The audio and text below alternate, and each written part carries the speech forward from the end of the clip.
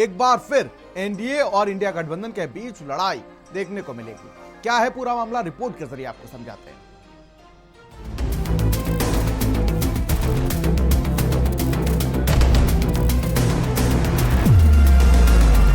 लोकसभा चुनाव में महासंग्राम के बाद अब उत्तर प्रदेश में एक नया चुनावी रण तैयार हो रहा है। यूपी में कुछ महीनों के अंदर फिर से तगड़ी फाइट देखने को मिलेगी। उपचुनाव का चुनावी बिगुल बजना शुरू हो चुका है। ऐसे में एक बार फिर से सीएम योगी और अखिलेश यादव आमने सामने होंगे। लोकसभा चुनाव के बाद अब उपचुनाव की बारी। मिनी संग्राम में कौन पड़ेगा किस पर भारी? 10 सीटों पर जोरदार मुकाबले के आसार। उपचुनाव के लिए कौन कितना तैयार? दरअसल यूपी में विधानसभा उपचुनाव की जोरदार तैयारियां हो रही हैं। लोकसभा के बाद एक बार फिर से सीएम योगी और अखिलेश यादव की भिड़ंत होगी। बता दें कि कुल 10 सीटों पर यूपी में उपचुनाव होने हैं, जिसमें 9 सीटें ऐसी हैं जो बीजेपी और समाजवादी पार्टी के विधायकों के सांसद बनने की वजह से खाली हुई हैं।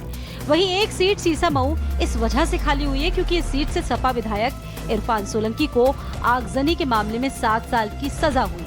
ऐसे में 10 सीटों पर फिर से महामुकाबला होगा, जिसमें फिर बीजेपी और सपा कांग्रेस पुरानी तस्वीरों को दोहराने की कोशिश करेगी। 10 सीटों पर उपचुनाव को लेकर हलचलें तेज हैं। एनडीए के सामने अपनी 5 सीटों को बचाना बड़ी चुनौती है। वहीं 5 सीटें ऐसी हैं जिस पर समाजवादी पार्टी का कब्जा था। तो आइए ग्राफिक्स के जरिए आपको उन 10 सीटों के बारे में बताते हैं। अब आखिरकार 10 सीटों पर विधायक हैं कौन? करहल विधानसभा से अखिलेश यादव,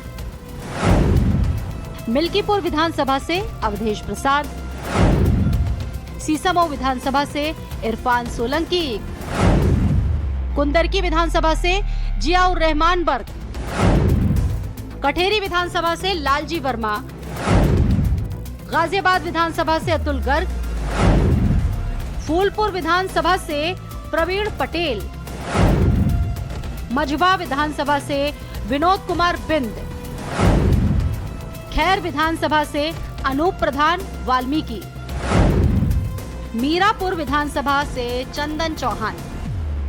तो देखिए 10 सीटों में करहल सीट में एक अहम मुकाबला होगा।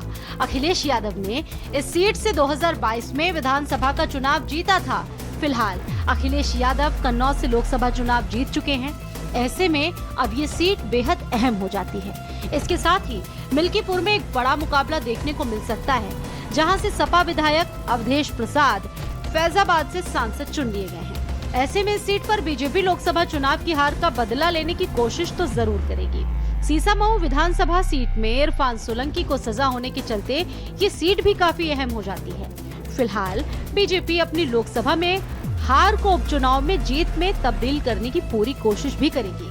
वहीं समाजवादी पार्टी कांग्रेस मिलकर ज्यादा से ज्यादा सीटों को जीतने के लिए जी जान लगा देगी। ऐसे में क्या रिजल्ट होंगे ये देखने लायक होगा। स्पेशल डेस्क, भारत समाचार।